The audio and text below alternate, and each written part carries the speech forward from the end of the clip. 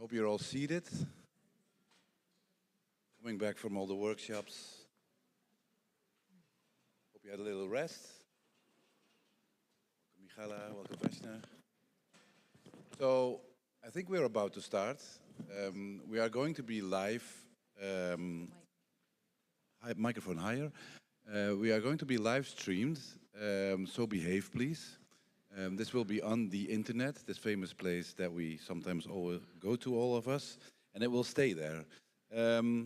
So, if we are ready, we are ready. So, we are ready.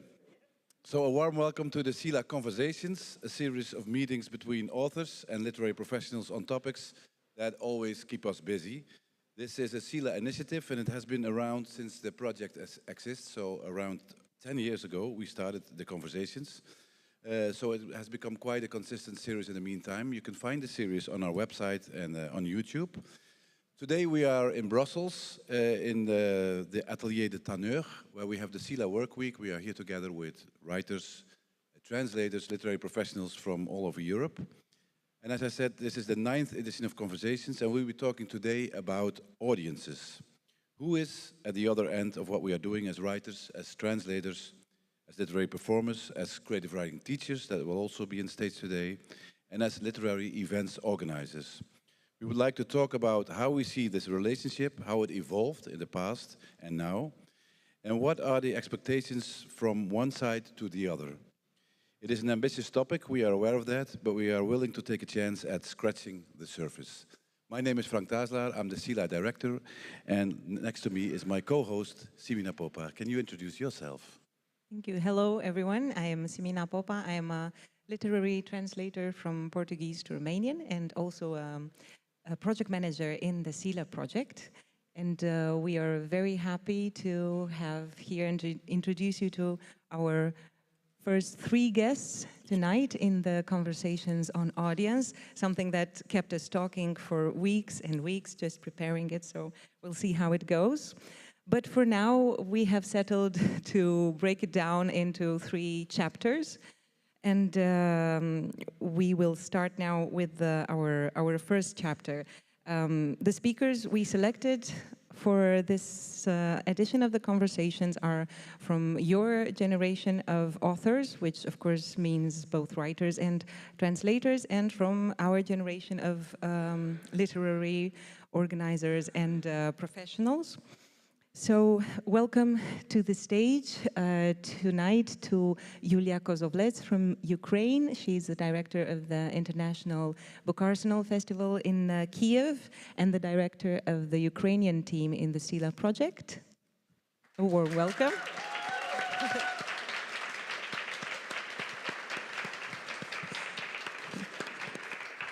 Next to her, we have Marius Kivu, a writer and a translator from Romania. He's also in the Romanian team in the CELA project as a literary consultant. Hello.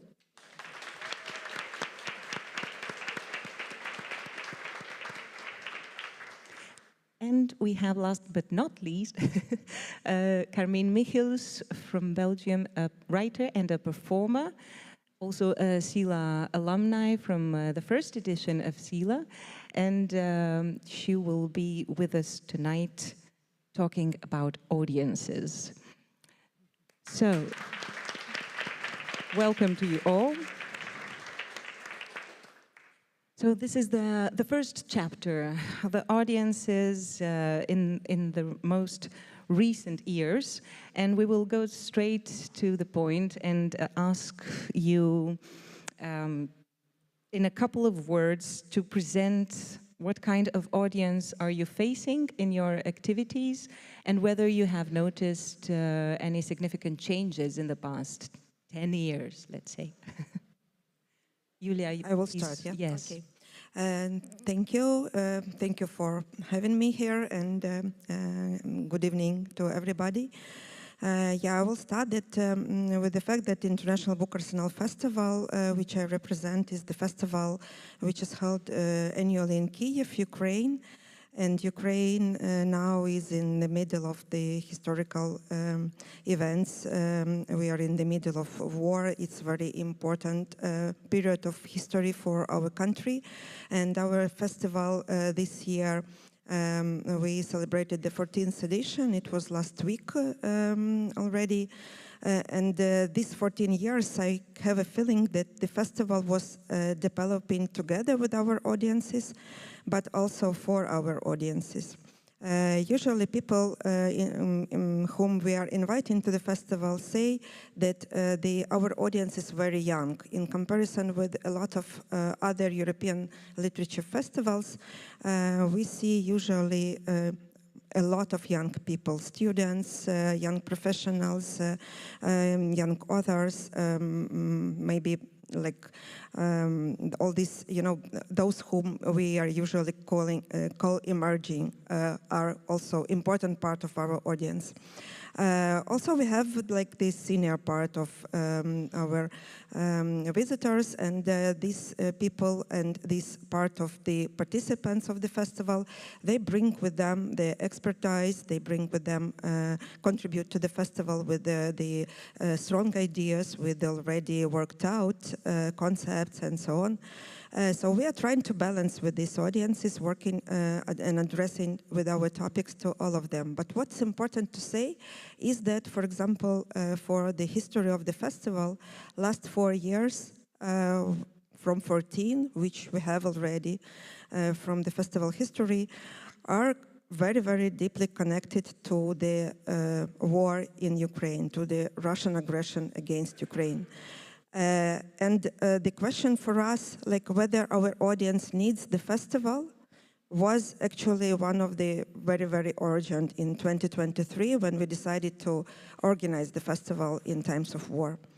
It was a controversial decision, but finally we decided that no, we understand our audience very good, and we know that our audience need the festival right now. It cannot wait. It will not wait, because we need the place where we can gather together, we can share our ideas, share our pain, share our approaches, we can become strong together, we can have this feeling that we are strong together, and we can discuss books, we can discuss our readings, we can talk to authors. We want to put the author on the stage, because maybe next day this author will not have this possibility. It might happen.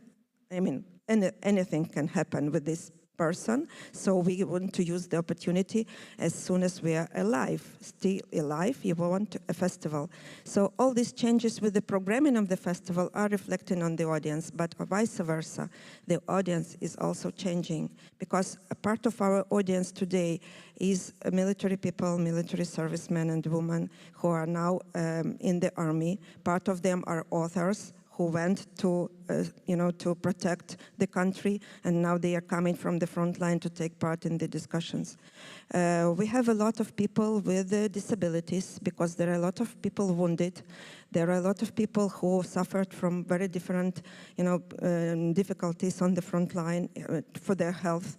So we are very much working with another challenges, working with the audiences, trying to be as much inclusive as we can. And it's not just the good words, it's really the challenge with which we are facing.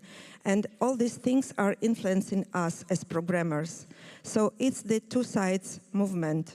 The audiences are moving towards us, asking us to actualize the problem, to talk with them on the issues which are really important for them. And this is what festival can do to the audience. But also, it's the movement towards us. Yeah, it's something which we receive from the audience. It's something which makes us stronger as an organization, and it's something which makes me, for example, personally stronger and have this additional resource to work out and to continue moving. Thank you. Thank you. Thanks so much, Julia. Marius, can you reflect on this? Yes, I guess I have the opportunity to meet a different kind of audiences. First, as a writer, I meet my own readers. Then, as a podcaster, people who wants to listen to other authors interviewed by me.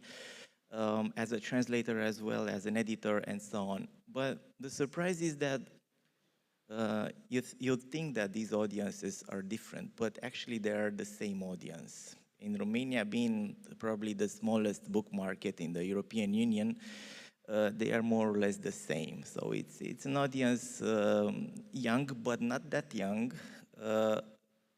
90% female readers. In Romania, it seems that boys are doing totally different things. I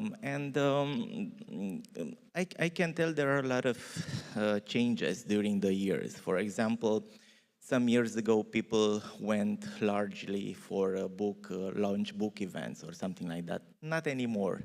They prefer to stay home and to see the online transmission or something like that. But they still go in large numbers for literary festivals. You've been to feel it in Iași, it's unbelievable how many people go for a literary festival. Their patience to stay, to listen 2 hours, a writer talking about his work and something like that. And you also were amazed that we can still do this kind of thing in Romania. And the truth is, I can interview an author for 2 hours. I cannot do it for 20 minutes. I don't know how to do small things. So this is some sort of paradox. We are the smallest book market, but they went in large numbers for literary festivals, for book fairs. These are really, I don't know, big celebrations around the book, but not that much for book events, for talks in the city, in the libraries, and so on. Yeah, we will get back to this topic of the festivals and the secret of this. I was in Iași visiting it and I was completely surprised by the amount of people and also young people. And I was thinking, sorry about that, I was thinking this must be a much larger book market than it is. No, it isn't. I mean, it's about Iași. It's not a normal city. Yeah, yeah. Okay. And Carmine, what did you see and what is your experience there? Yes, just like Marius, I reach also several audiences as a performer and a writer of prose and poetry, spoken word, but also as an organizer and through a literary magazine. And I think it's quite different. The magazine has more challenges than poetry, for example. So I see. Yeah, like in the Netherlands, we have the Night of the Poetry. It's one of the biggest events, I think, that attracts 2,000 people for poetry. It's a marathon of poets. And just last week, I was on a poetry marathon also of just my publisher. And what I was surprised to see was that the audience was filled with colleague poets of other publishing houses. So I was really happy to see that. So maybe it's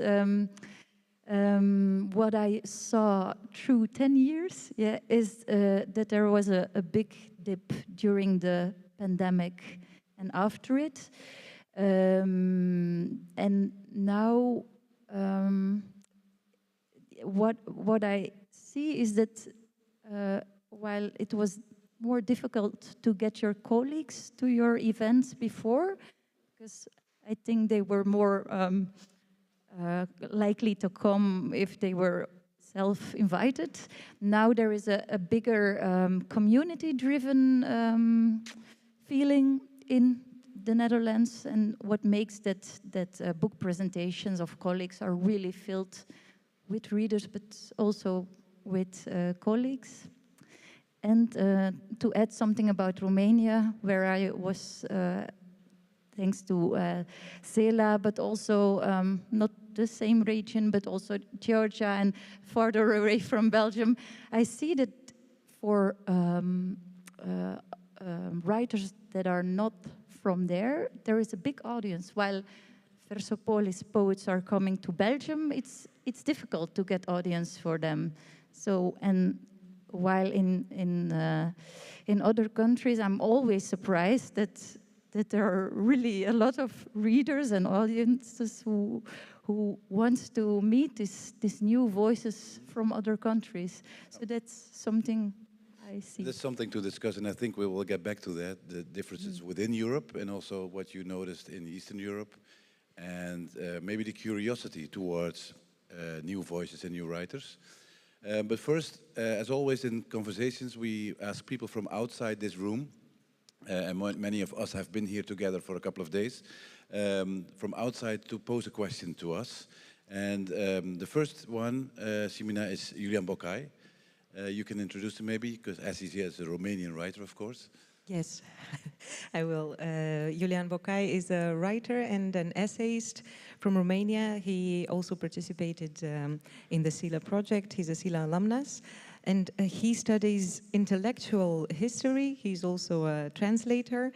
And he recently published an essay on the role of the intellectual as seen through the literature in recent times, which was a very good essay.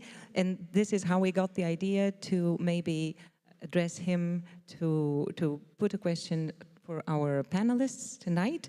So if you could please start the video so we can see Julian's message and his question for us.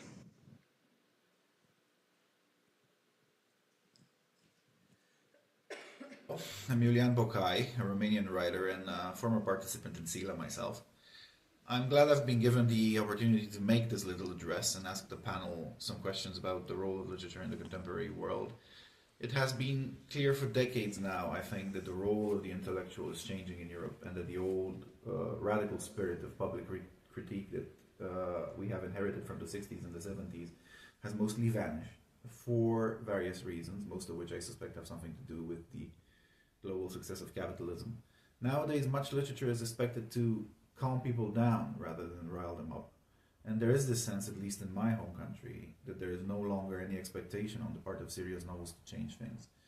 The very idea of systemic change done through artistic means seems perfectly implausible to writers in this country, and as a result there is a general despondency about the fate of the writer in the contemporary world. Last year in Turin, I remember another panel talked about, on stage, about the ways artificial intelligence threatens the existence of literature. Little was said then about whether our growing sense of the insignificance of literature may have something to do with the way we imagine our society. So my question would be quite a general one. How do we get back the sense that writers as a whole need to re-educate or resensitize society to the bigger issues it faces? And should literature in the first place strive to do that? And does it still have the power to do it, or is it that that time is now gone for good? This, maybe not in the order, who wants to react, reacts. Is it as Julian says, does literature still have the power to do that? Or is that time gone for good? How do you well, Marius? I guess it's obvious for everybody that the influence of the books, also the writers, seems really diluted these days because of the algorithms, fragmented attention, short form of expression, I don't know, maybe alternative narratives, the noise that social media is making all of the time. So I'm quite pessimistic about it, but I don't know if the books and then the writers should have this place anymore. And I wonder if they, sometimes in the history, they did have the way that we think they had back then. But if you give me just 1 minute, I was curious what is the AI's take on this. And I was not just using any AI, but the European AI, the Mistral. And he gave me 7 recommendations in order to regain the writer's power into the society. And these 7 are this. Use platforms and engage directly with audiences. Address urgent needs, tackle topics of utility. Engage in public debate. Monetize directly. Perform your work. And last, focus on local impact, right, for your community. And it says something interesting. Spend 20% of your time writing and 80% engaging. Write for the algorithm, but without selling out. Well, is this what we want for a writer to do? Where are the literary forms, the language? This is actually a good distinction that you made while we were talking about this earlier, because it's between the role of the writer and the role of the book. So now apparently they are farther apart. They're mostly the same. Yeah, I wouldn't say that the writer doesn't have the same power, but the book might not. So there is where some losses might have gone, but the writers are still there and heard and present. That's why I re-ask, pointing that I need recommendation, especially for fiction writers. Mostly they were the same. I mean, not very different from this, with, of course, different developments of that. But the thing is this the writer we used to know, we used to love? Is this the writer that CELA program is working for? That's a good question. Maybe we should train this artificial intelligence a bit, because maybe it's just not good educated,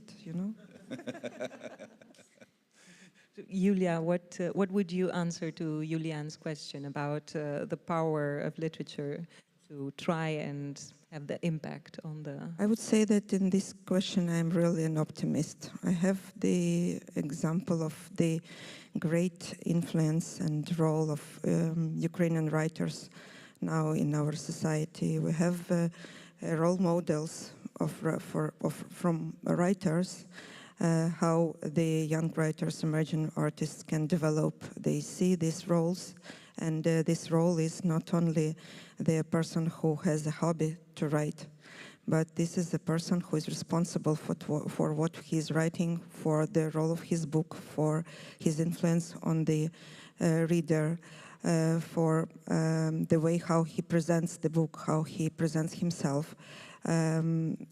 Very often in Ukraine today, the role of the person, of writer, the social role of the person also works as a promoter for the book.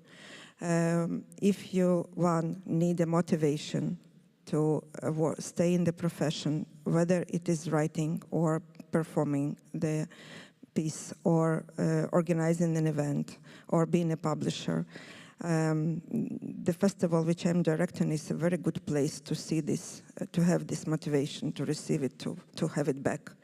This is a place where you understand that literature really matters, and the good text really matters.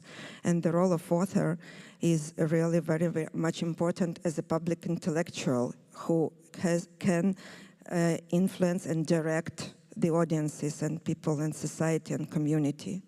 It's really the case when we see the interest from the readers back to the very, very vast topics about history, about our identity, about how it happens to all of us, and books can give us answers to all these questions.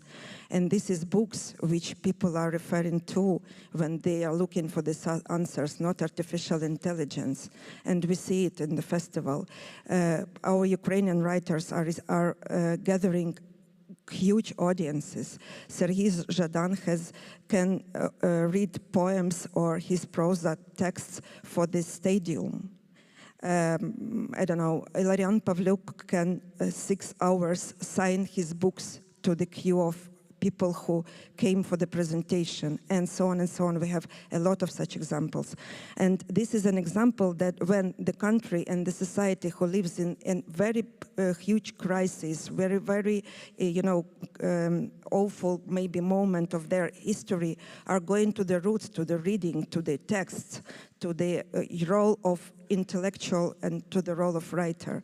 This is just an example. It's not the point of, how to do or not to do. It's just the situation which shows what is important for a lot of people. It's a natural reaction. Yeah, that exactly. is really optimistic. Yeah, it is not built out. It's just a source of optimism for a lot of us. Yeah.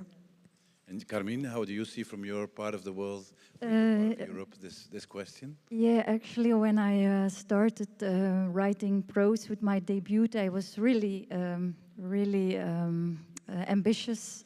I thought it would change the world. And I was really, although it did well in a literary way, I was really disappointed that it did not change the world in a way I was kind of expecting it.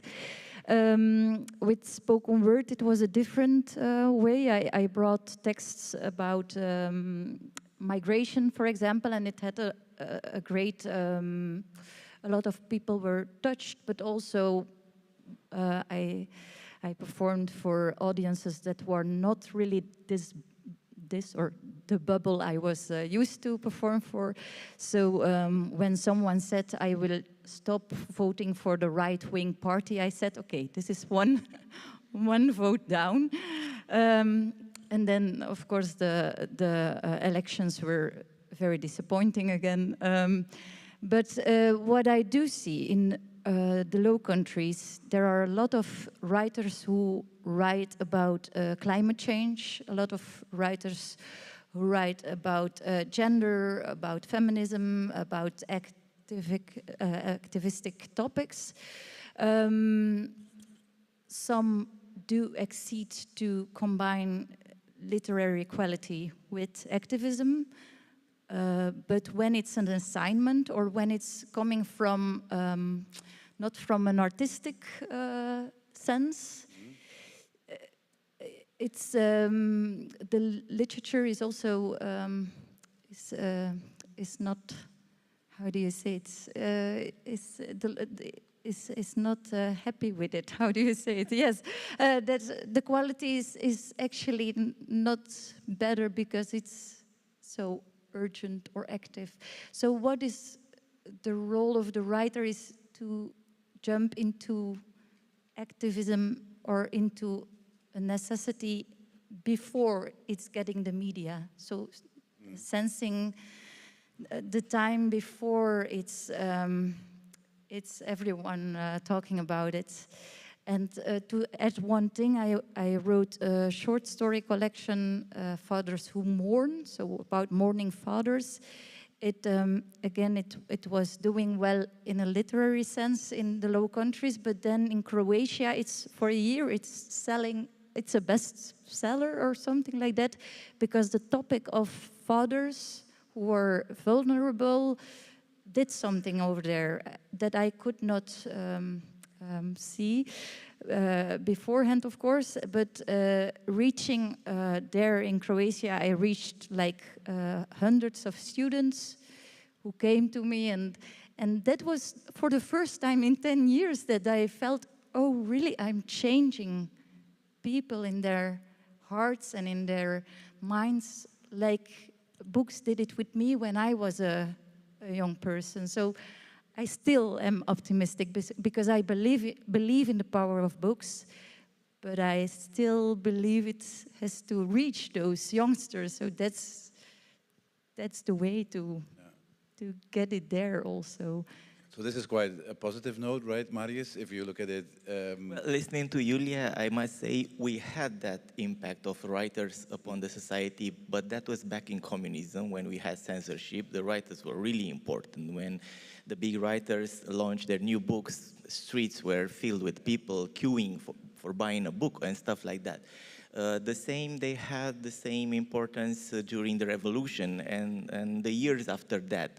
But once the society settled, people, you know, forget about the writers and their impact. So probably we are good in hard times. Maybe that's a conclusion? So this is the optimistic note, that we are living in the hard times, so we are back to the and we need harder times. We also see a shift. There are a lot of topics, Carmine mentioned some of them, and AI is suggesting us to engage. What was it, 80% engage? Yeah, 20% of your time writing, 80% engaging. Yeah. And we also see a shift in reaching the audience, and new audiences emerge from literary events that are not focused around the book. Maybe Carmine, you have a background in what we call spoken word, and also in the more social projects that you did that are not centered around a book or a publication even, but are centered around the oral tradition or the oral new tradition of literature on stage. Do you find there also a renewal or a reactivated audience that is gathered, maybe not as we did in hard times before around the book, but around what we would call literary culture? Excuse Do me, you the find a last... new audience there? Do you find a new kind of audience that is not interested in reading, maybe? And of course, the second question coming from this, should we get that non-reading audience to read? Yes, that's the difficult part, I think, because there are a lot of young people or people from different generations coming together to enjoy spoken word, but also find a community over there, address topics that are not addressed in the mainstream media or in the mainstream literature. And I do think that it engages those audiences also to write themselves and to perform themselves. I doubt if a lot are also grabbed into reading books. I don't know. Those who were already book lovers, yes. But there's a difference. There will always be this hang for connection and hang for shared stories or individual stories with which you can change your viewpoint, but it's more difficult to Get them connect it with the book. Marius, you're also a publisher. Does it worry you that we somehow see, and I saw it also in your festival in Iași in Romania, a lot of young people gathered around poetry readings, gathered around listening to the writer, but then how do we get them to read, and should we get them to read, or is this energy that we are somehow provoking enough to revitalize our position? I guess the literary festival offers a formula in which the audience come and they are already prepared to stay, to listen. They have booked some hours, devoted for literature, together as a collective, as a city, as a community. But when they find themselves home, back with a book, they find it very hard to stay reading 2 or 3, 4 hours all by themselves. So this, I think, is a different kind of experience. That's why we are struggling, everybody, I guess me and you know what I'm talking about. We are struggling not to stay that much on social media. And probably most of us would say that we are reading less and less. I do that. I recognize that I'm not reading that much as I used to do. So it's hard to engage. It's harder to engage with a book for several hours than to engage in social media with audiences or with others for the same amount of time. I'm not a publisher, but I am the editor of a short story anthology, and you would think that short stories are a better form for these, for these days. You don't need that much time to finish a short story, and if it's a good short story, it stays with you for hours, maybe for days. So it has the same impact as a novel. But it's not that, because people are still going towards the big narratives for the novels. So it's very hard to say what they want to read, what they like. It changes every time, especially in Romania, as being such a small market, we don't know the audience. I mean, it changes so much. It's a mystery creature for us. Every time maybe this is connected, the small market, with not knowing our audience, I guess. When I talk to my colleague editors, what are the books that sells well in Romania? I say, we don't know. We will find out. In Antwerp, there is happening something about people who don't find the time to read but like to read. So there are more and more book clubs, and also book clubs with hard books, like David Foster Wallace's book that is just translated and is really The Infinite Jest. It's a big challenge for some readers to get through it, and that's why there are book clubs. But also there is an initiative of 2 writers who invite audience to read together in special locations, like in the mayor's house, in the cathedral. So for 2 hours they have this slot and everyone is just reading a book they choose themselves. And it goes on. There are a lot of this like silent disco, silent reading. Like silent reading, yeah, or meeting the author and at the same time read together for 4 hours while having a coffee. So it's Maud van Howard, who was also, I think, in CELA 1, who does organize such activities amongst others. Silent book clubs of shut up and read, these kinds of things. So maybe tonight, instead of a party, we can gather here with a book. Yes. I think we have already approached the second chapter of what we wanted to talk about, which is how the audiences look throughout Europe. We have approached that briefly also, but so moving on to our second part, I would like to ask Julia, because you mentioned that you are now very connected to your audience in your festival, and you have this dialogue of what you have to offer and what they would like. How do you do that specifically? What good practices can you share with us? How do you find out what they want? First of all, we have some kind of questionnaires to the guests and participants of the festival. After each festival, we are asking people what was good, what was not so good. We are asking not the audience, but the participants and authors who had events, or publishers who had participated in the fair part. But this is also a feedback which gives us some kind of a knowledge on what was good or bad. We have the just general knowledge of how this or that format of event was perceived. We see that in our case, for example, we are back a bit to the traditional literary formats.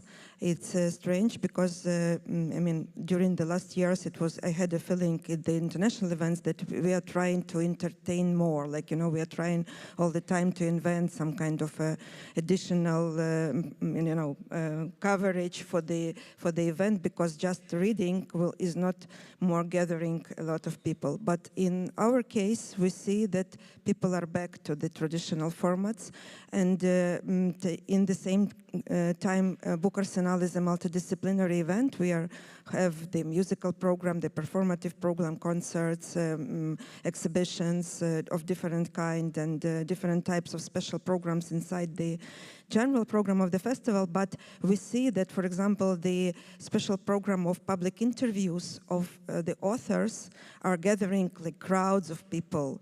People are interested in just to listen on how the author is writing, what his new ideas are, how was he surprised or not surprised by the interest of his book, and so on. So it can be like 1 hour and 20 minutes, for example, because the slot is 1 hour and 30, so the talk is 1 hour and 20. But it can be like, you know, just talk with one person, which will gather a lot of people. Of course, not everybody, but those who are really interested for the audiences with their books, they can gather this type of events, they can gather people. And so this shows that like people are back a bit to just,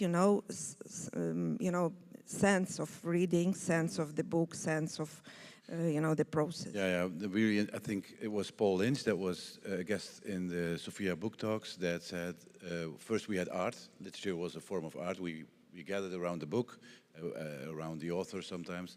Then it became entertainment, especially in the festivals. And then from entertainment it became distraction. And most people live their life distracted now. So going back to this, I think this is a great way of approaching audience, instead of finding new forms and making it more entertaining. But I can agree, I can agree that maybe it's an answer to the, these difficult times and to these challenges in which we are living. Because when people have the existential risk every day, so they are, they have no time to all this, rose rushes or something. I mean, we are looking for the sense because we have no time. We need to live here and there, and we have no time to, you know, to do something which is not so much important now. We are looking for the sense of everything. So maybe it's just an answer to, you know, why it happens. But for me personally, it gives also an optimism for the future, because if it's so people understand finally what's the sense. Mm-hmm. It's just temporary, then they are, you know, too much relaxed. So they need somebody who will, you know, make the carousel for them. And if I add, your writers, most of them are not just writing, they are fighting in the same time. So for them, literature it really is a matter of life and death. It's hard to understand for us, you know, from outside, just looking at them. I mean, it really amazed me, because I always wonder, can I do it if I'd be in that position? I don't think I could. The good thing is that books of these people are answering a bit. So, I mean, here is also the role of literature, because literature really as an art, I mean, a type of art somehow, can answer. It's just a news, like, you know, it's not just looking for the news and for the facts. It's, you know, the optic of the talented artist. So reading the book of these people who are fighting, who are, like, you know, have this risk every day and all these challenges of being in the army and facing the losses and everything. So reading their books is also, you know, the answer for us, for all of us who are readers. Yeah, I think in our regions, again, there is, I have a lot of connections with literary artists, as I'm running a co-working space with 35 artists. And we gather together in small groups to talk about topics in depth. So there's a great longing for attention also amongst authors. That's why I think we come more to each other's events again. But I sense this also, what you say, that festivals became from something to distraction. Art to entertainment. That it's not the wish of the audience anymore to be distracted. There is enough distraction everywhere. At the same time, it's not the easiest to pull people to authors, young authors who talk about writing. So, like Ocean Vuong was in Belgium, he attracted 2,000 people. So it was a star, and he was talking truly in a sense of urgency about and honesty, and that really touched a lot of people. At the same time, it's a challenge for the people who are less familiar to the audience to have more than one person in the room. Actually, at the same time, when you have a conversation with 3 authors and the audience is filled less shares than on stage, still a lot of authors are happy for the conversation on stage, although it's just for 2 people. So yeah, it's again about having these true conversations and and connection. Yeah, I think this is, for me, quite an optimistic note, as we were searching for all these formats to get people in, actually competing with social media, etc. But going back to the core of what it is, reading, talking about writing, that could be the answer. And that's quite an obvious answer, maybe, but we were moving far away from it, at least in our part of Europe. So we shouldn't give up. We should not give up, Simina. No? Okay. Thank you. That's reassuring. Big applause for our 3 guests tonight. Thank you for your input. Thank you very much.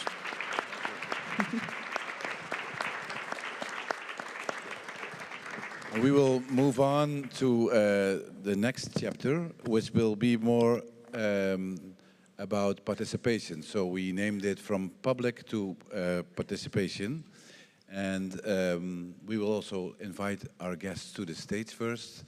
we would like to welcome Vladimir Arsenijevic, I'm so sorry, a writer and a literary professional from Serbia. Roman Nesterenko, a translator from Dutch to Ukrainian, both from Belgium and Ukraine, and Montserrat Sanchez from Spain, a writer and a teacher of creative writing. Welcome, everyone. As mentioned before, we are all colleagues and participants in the CELA project. You all have to deal with publics from quite different perspectives, I think, this time. So we would like to begin this round of questions from the public to the participants with maybe picking up on what Carmine said last, like the audience, when you have two people in the room or whether you have a large crowd, what do we want from the literary audience, or what should we expect? Should we expect very large numbers, or are two people just as valuable and enough? So please, Vladimir, as a festival organizer, the Festival Krokodil, what's your take on this? Thanks. Yeah, it's an interesting question. We started off, I mean, when I say we, I mean Association Krokodil, which has various activities, but we did start as a literary festival. So our first mutual introduction to the audiences was with a fairly big number of people. We had a really, really bad situation with weather that first year, so there was this torrential rain that fell down on Belgrade, and we thought we just flopped, we didn't even start, nobody's going to come. But then eventually we saw people struggling to get to the place through the rain, and we ended up with the full house. We had to go inside though.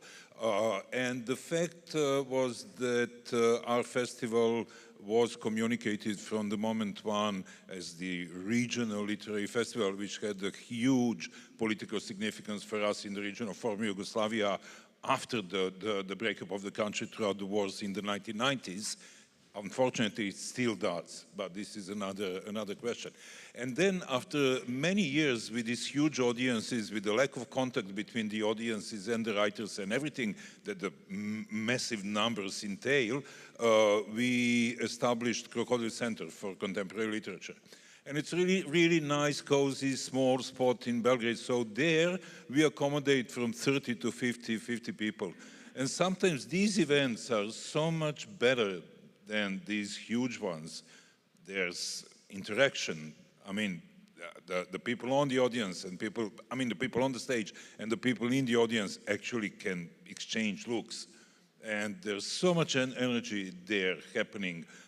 So the questions flow because it's easier for the people to ask. So you never know. We appreciate large audiences because it creates this excitement, particularly when coming to the festival does not only mean coming to see what's new in literature, but kind of stating that you belong to a certain social and political thinking, which is also what our audiences are all about. So I think one should nurture both. Can I steal a bit more time to just say one little anecdote? Yeah. A friend of mine, Kebrah, he's a really well-known rock and roll person in former Yugoslavia. He has this band, Obojeni Program. They have been going on ever since 1980, so too many years to count. Yeah. And they were playing Skopje in Northern Macedonia in this club. And nobody came.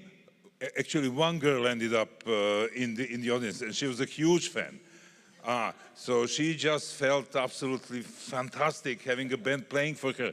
And he told me that was the best gig ever. I mean, they took her to, and then next year they went to the same place, and it was completely loaded with people. And he said, yeah, we had a full house. And he said, so how was it? It was crap. Yeah. So there you go, that's it. Yeah.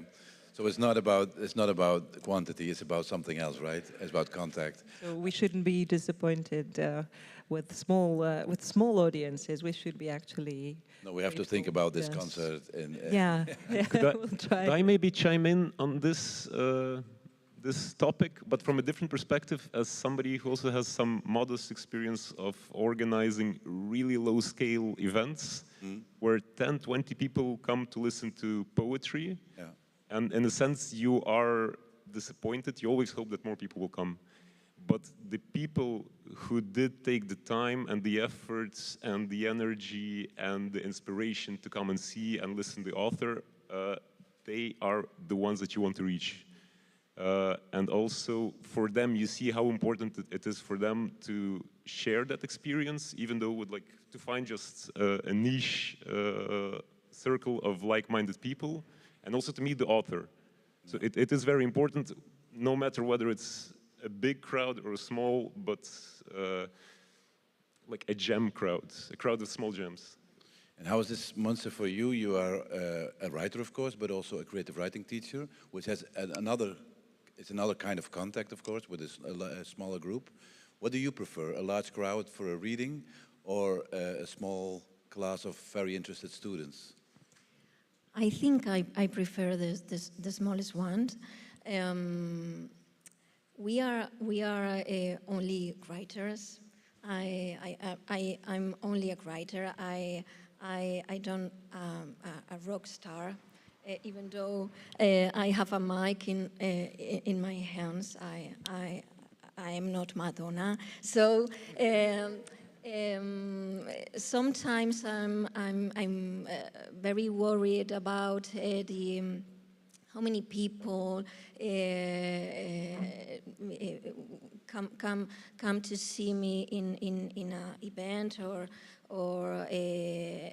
join in one of my reading clubs or about my novel, for example.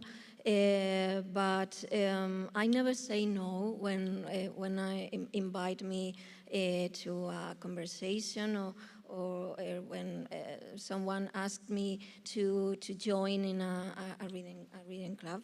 Even if only 4 or 5 people show up, I truly love to meet with my readers and, of course, to my students and to feel their warmth. In fact,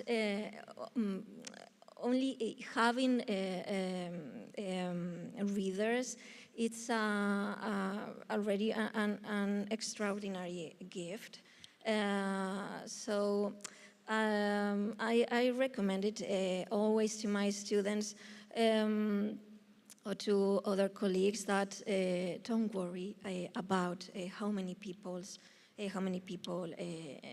you see or stay in this room, for example, no? So we should keep in mind not to measure a success event or meeting by numbers, but by the connection formed within the meeting. No, I take, yeah. For me, literature is its other thing, and books is not fast food or a sandwich. I don't know. Maybe you stayed with only 2 or 3 people in a room, but what fascinates most to me is, for example, the characters I build or the destinies are imagined for them is stay with my readers for a long time. Maybe it's just one person tell me this, and I really happy with only this one conversation. So I don't think the successful of a presentation of an act can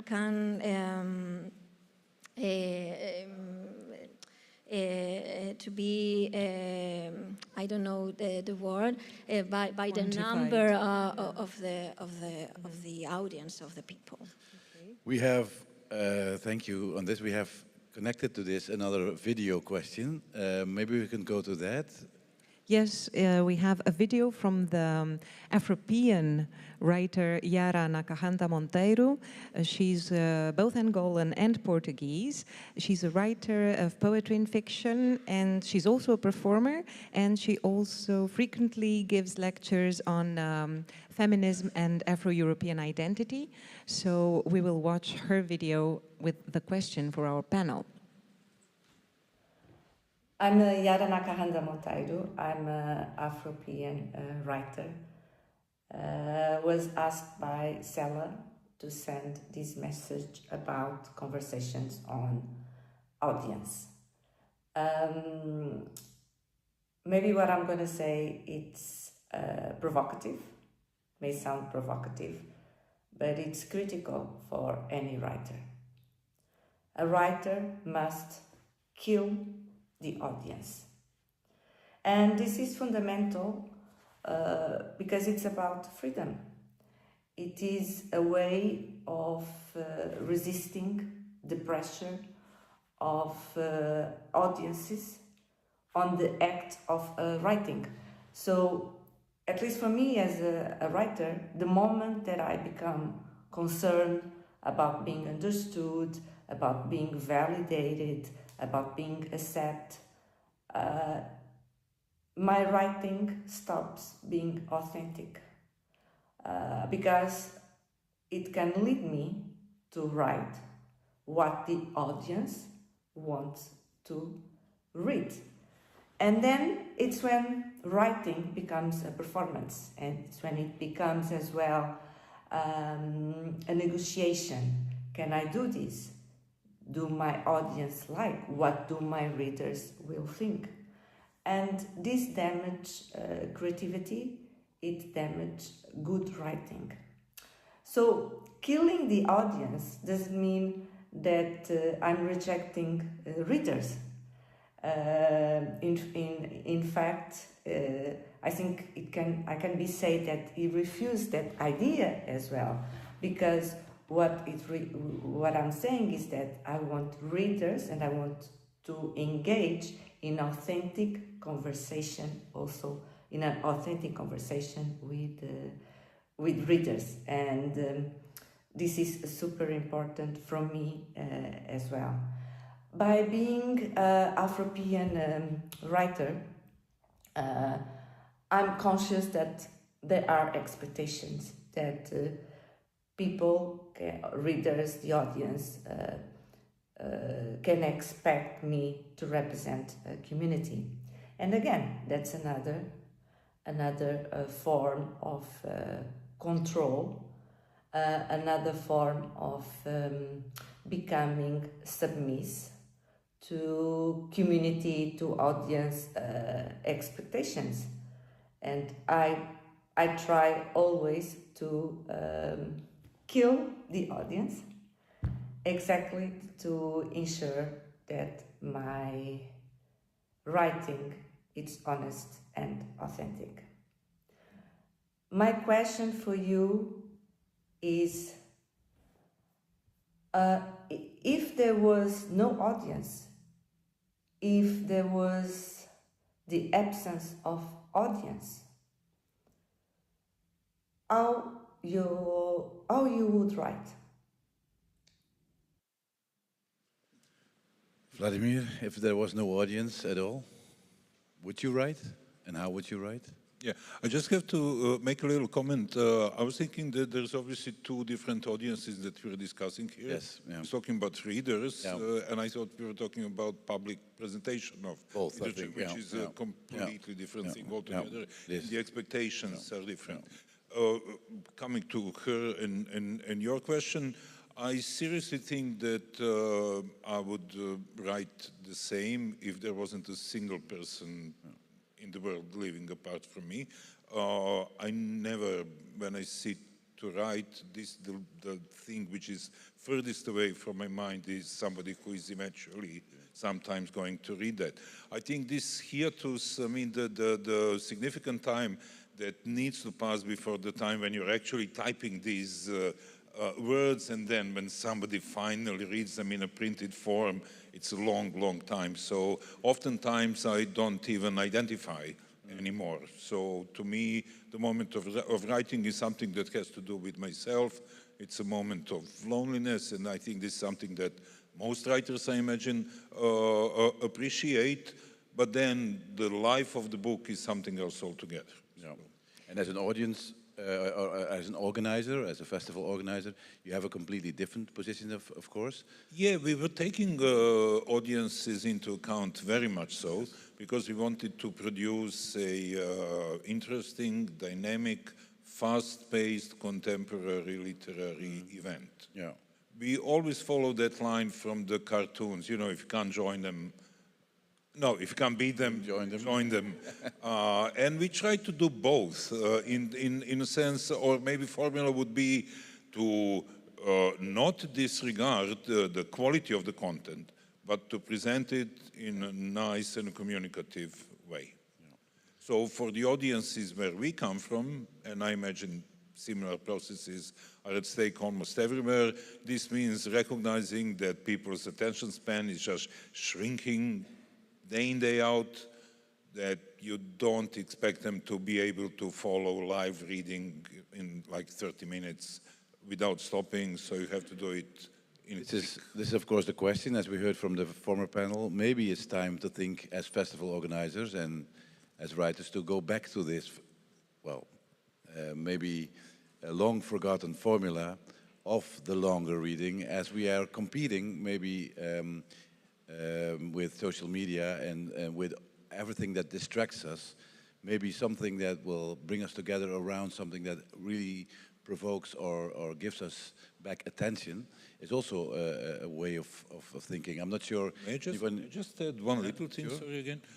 Somebody mentioned, I think Julia from the previous panel, like from 2000 onwards, we had a domination of major, massive, huge novels, like series, like My Struggle by Karl Ove Knausgård. Yeah. Who would have ever said? I mean, all the editors in 2001 would tell you like, write shorter stuff and publish more and things like that. But it kind of feedbacked in a completely different way. So I think, again, what people expect from the book when they sit at home and read, and what they expect from the presentation of that same book, again, are completely two different things. Montse? Yeah, how are you writing? When you are writing, are you thinking about the audience? Do you kill the audience completely? Or would you write differently if there was no audience, as Yara asked? Yes, the Yara's question is a big one. I agree with some aspects, but for me it's completely impossible not to think in readers while I am writing, for two reasons. Firstly, every writing is a communicative act, and in that sense it's impossible not to think in readers who complete the message of any writing, and like a concept. And in the second hand, every author, every writer, it's a reader too. So I don't want to kill myself. No, it's a joke, a bad joke, but. Even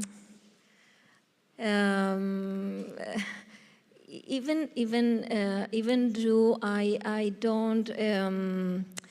don't think in readers, or if the readers will accept my novel, for example, I can forget myself like a reader, like my first reader.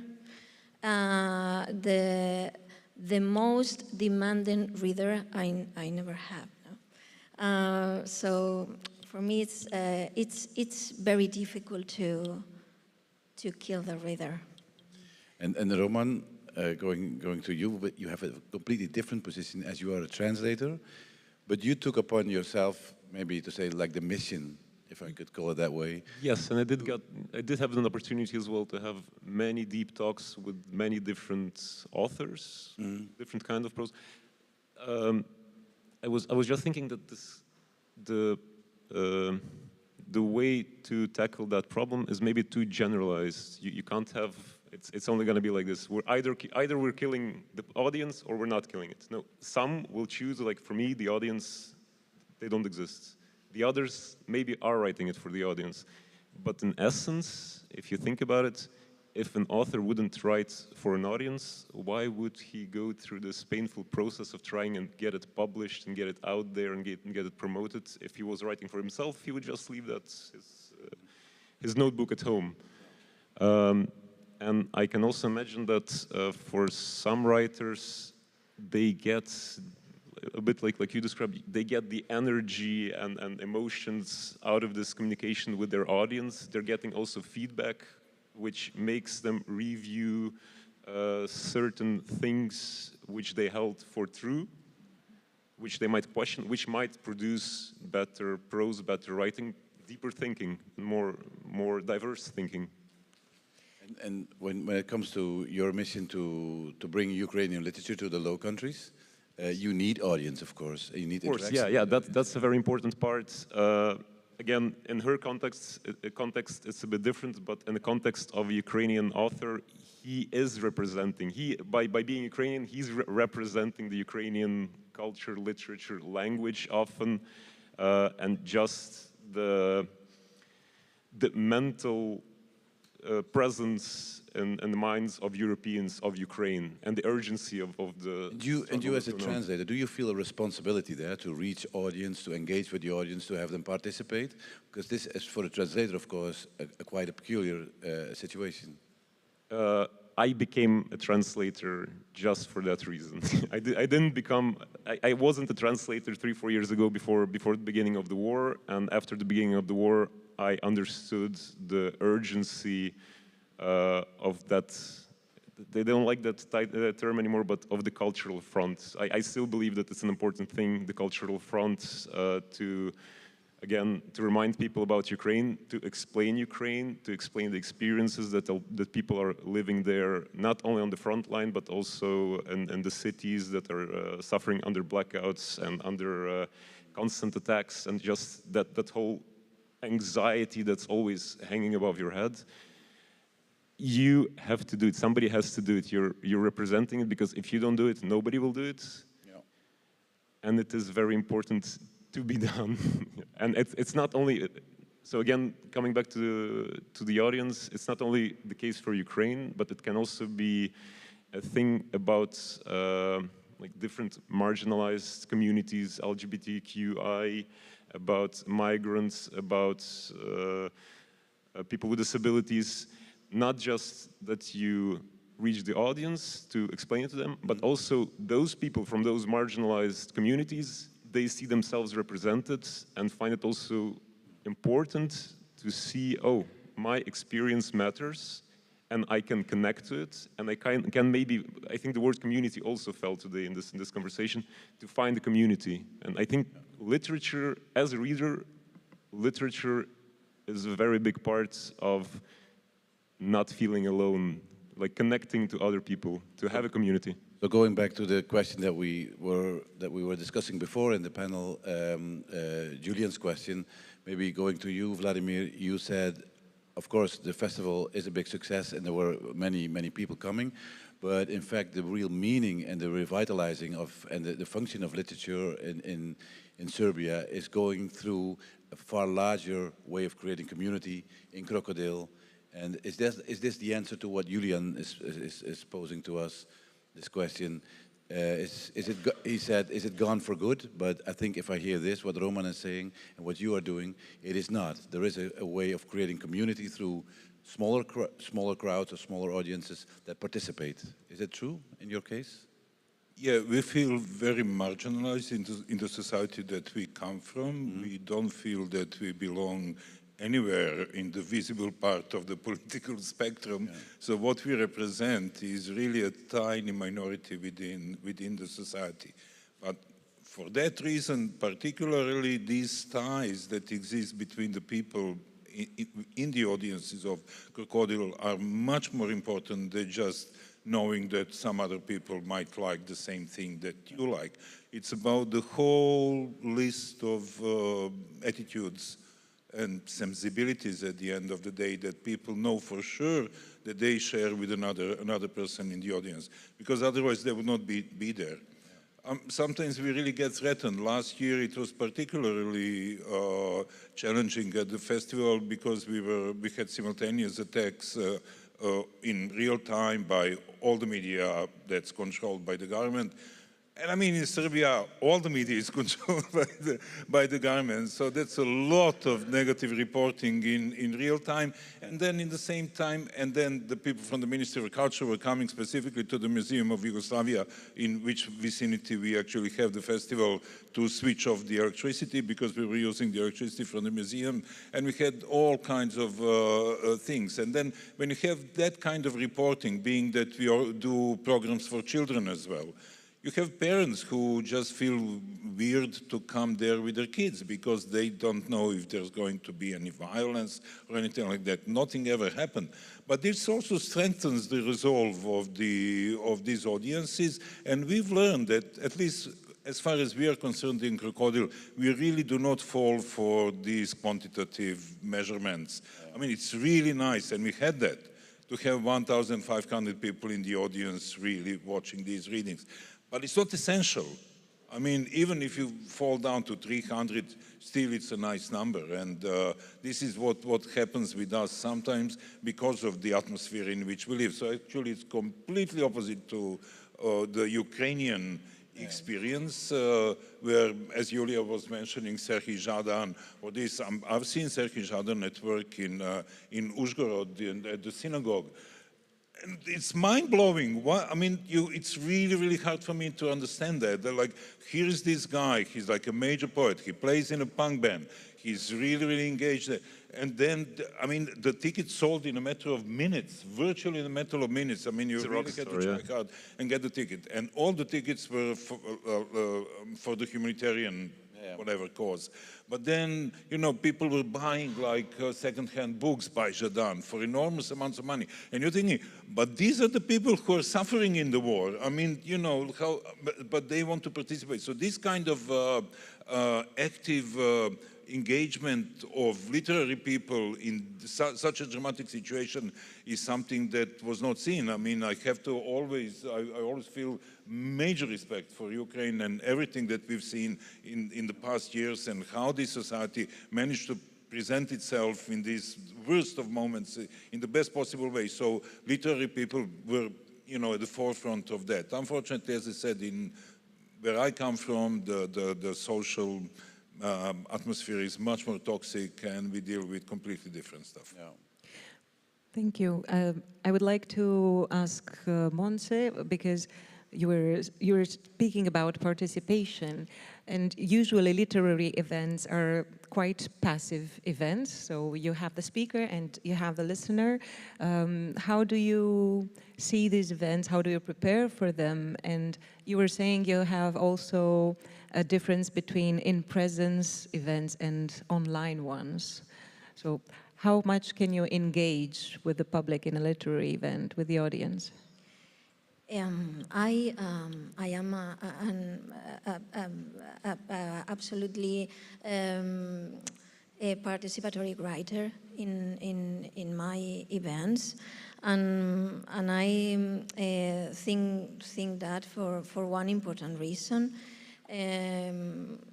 Literature for me can inspire people to change the world, and in this sense, like writers, we have a very big responsibility in our hands to create paths that readers can follow, to help them to imagine another world that didn't exist before. We all know, fiction creates through imagination, and it always to give a voice to person often to be ignored or marginalized, and it allows us to speak difficult or painful, forbidden aspects, and because of this, literature can open the door to the new ways of thinking, or to a word is need to be invented or discovered or brought into the light. And how do you do that? I always try to communicate myself with honesty in a very simple way, but without losing the depth of the themes that matters to me.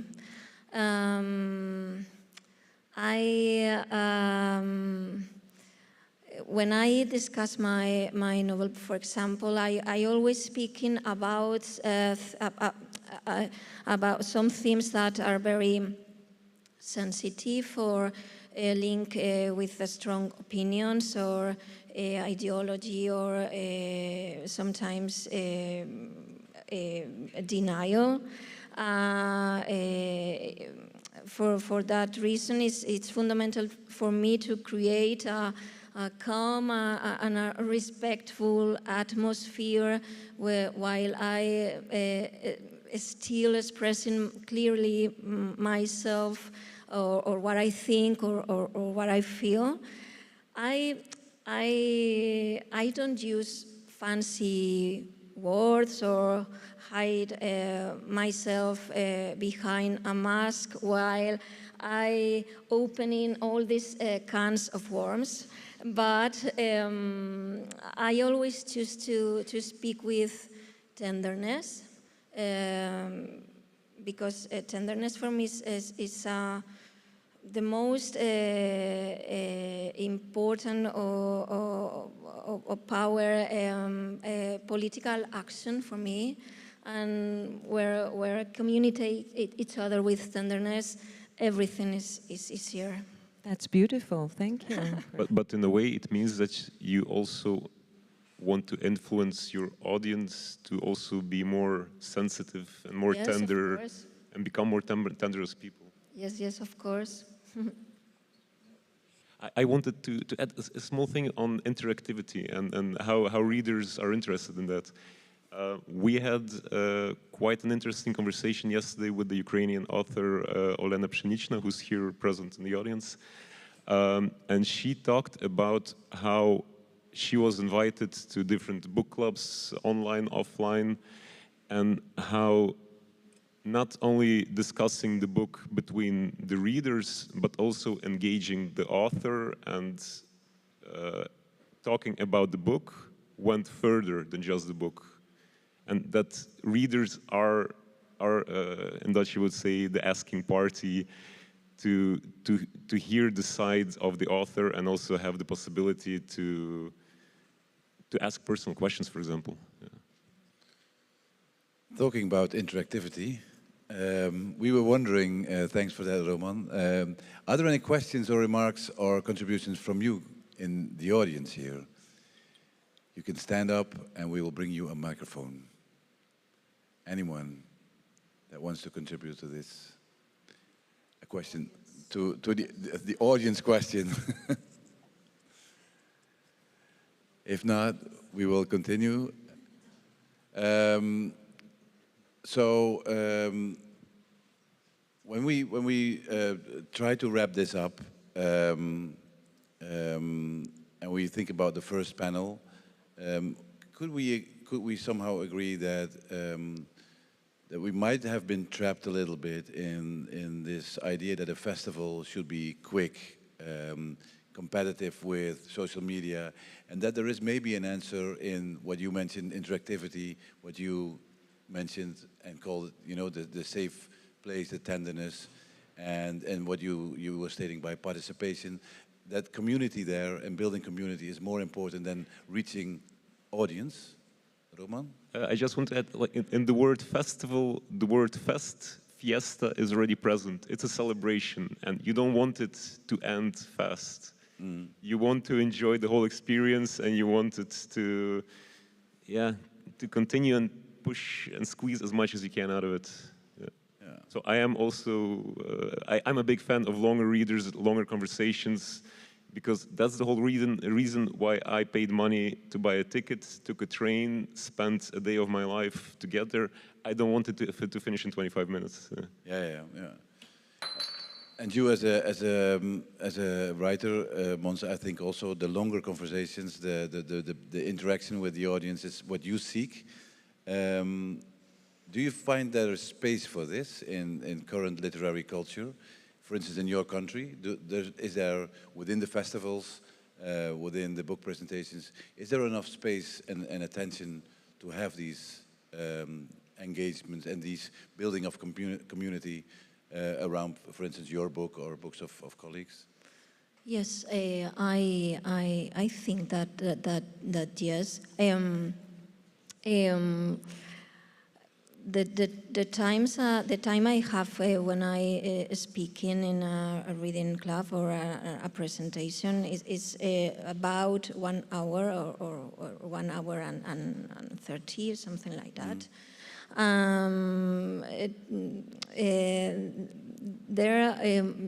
The public to the beginning of the conversation is always very shy, like right now. But sometimes later, and with a little help with my friends and I'll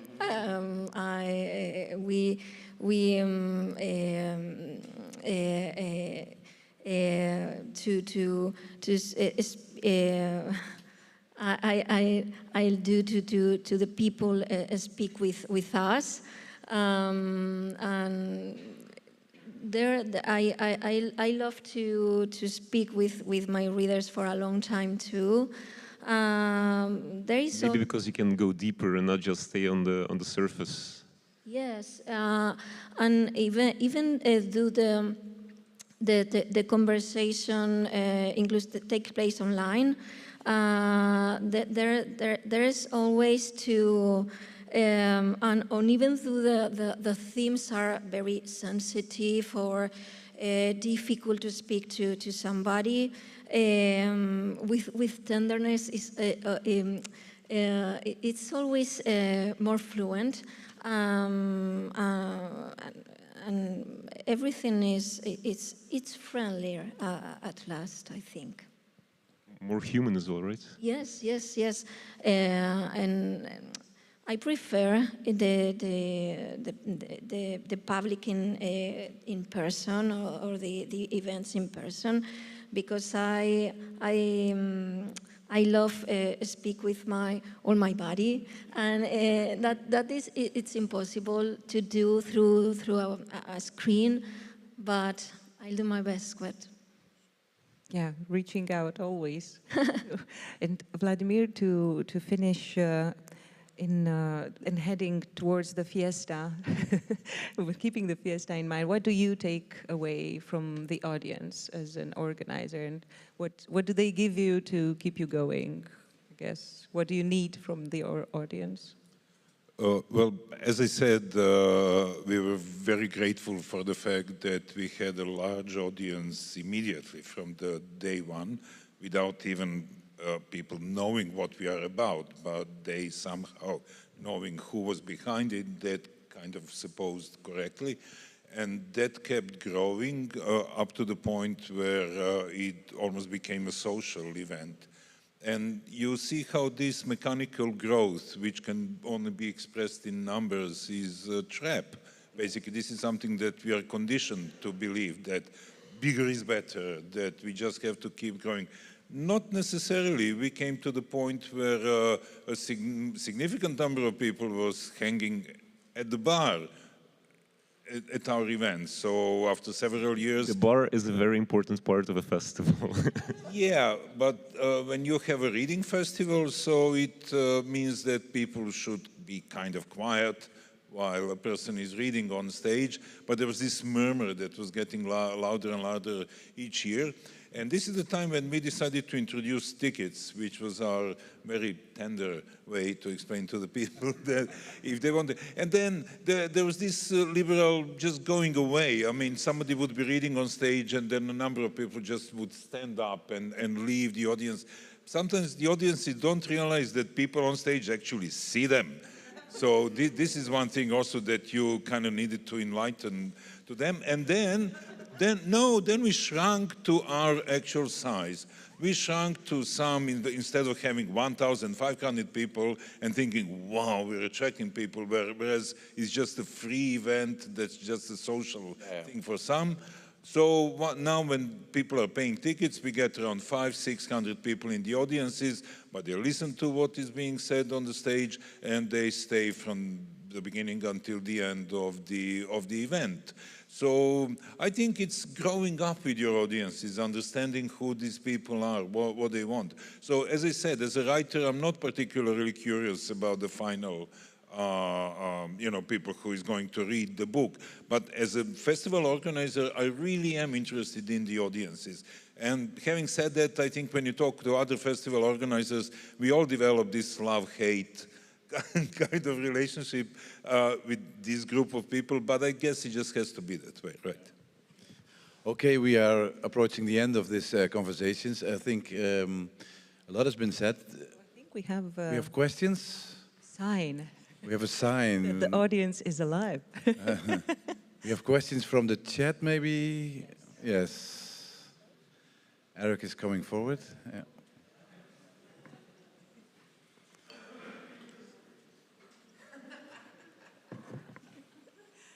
Suspense. Yes, I will read the question to you from Movie Guy 731. How should we combine the idea of a literary festival being a fiesta, which I agree it should be, without losing the seriousness of some of the topics and without making the fiesta too serious? Okay. Thank you for the question. It's a very good one. Yes. Who could go for that? How do you keep the balance? I would say balance is the right word, because like in every literary work as well, a balance of a laugh and a tear is important, and there should be space for everything.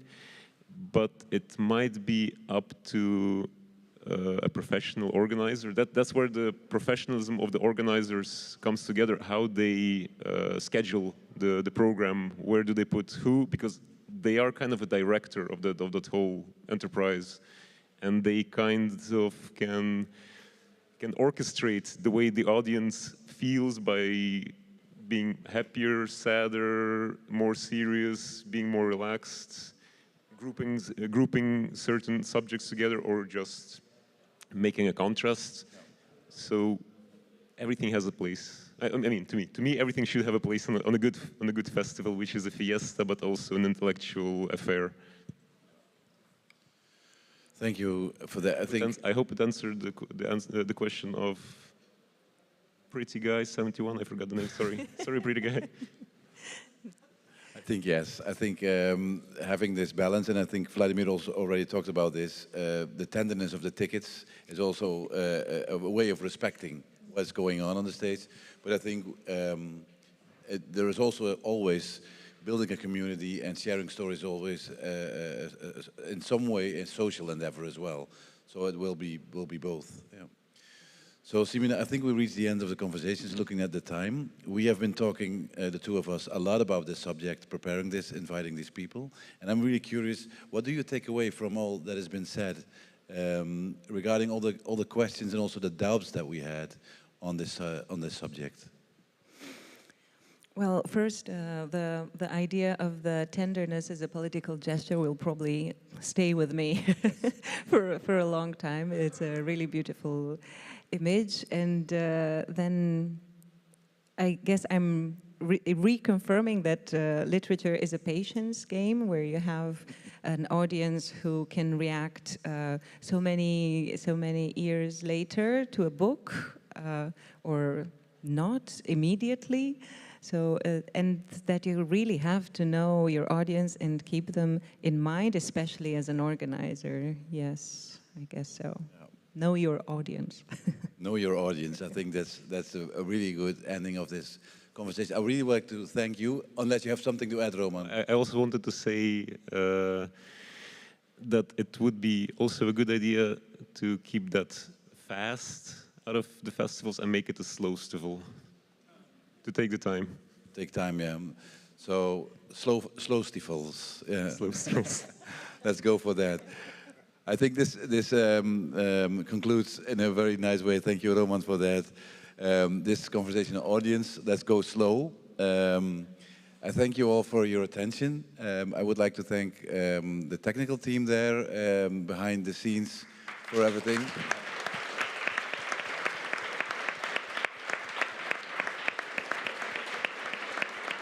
And of course, a big hand for our panels, Julia, Marius, Carmine, Vladimir, Monse, and Roman.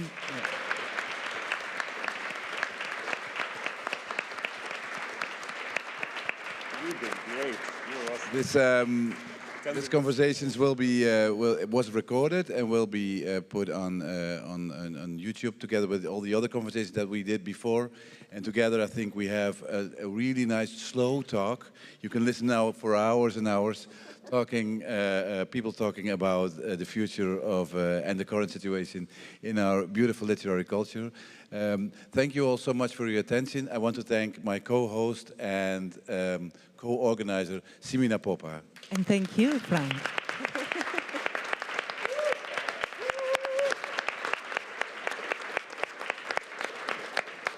And I think we will conclude also now the recording, so you can do again what you did before.